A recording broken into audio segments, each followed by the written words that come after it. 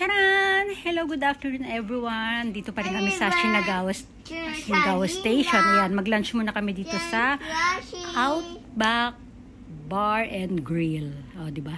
O, ayan yung loob ng restaurant. O, diba? Ayan si King, gutom na. Ayun, nagtatakbo na ang baby.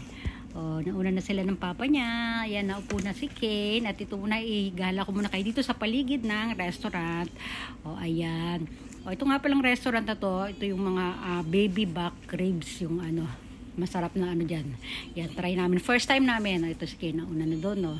Water pa lang yan yung inano sa amin. Meron kami yung free water. O, diba? Siyempre, kung meron si Kane, meron din kami. O, waiting muna. Ito na yung maganda naming waitress. O, ayan, kunin na yung order at meron ng soup, o, diba? Masarap na soup niya, lasang nilagang, ano, yung nilaga ng Pinas, nilagang baboy.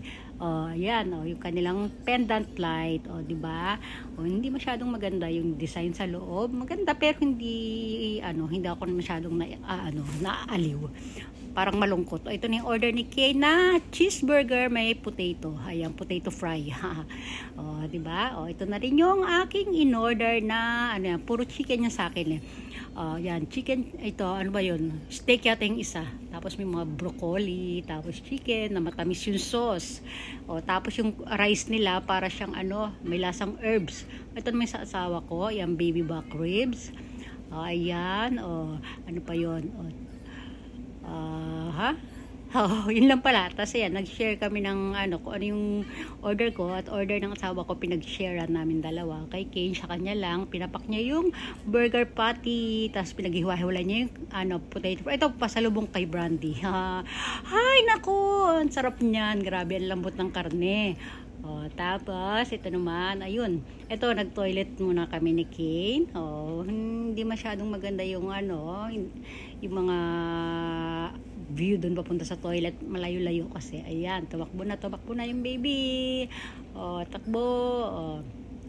Hay, ano ba yan? Ay, lakad-lakad lang kami dito sa ano. Ano ba meron dyan? Ay, paalis na pala kami, pabalik na kami. Tapos na pala kami after mag-toilet ni Ken, ayan na.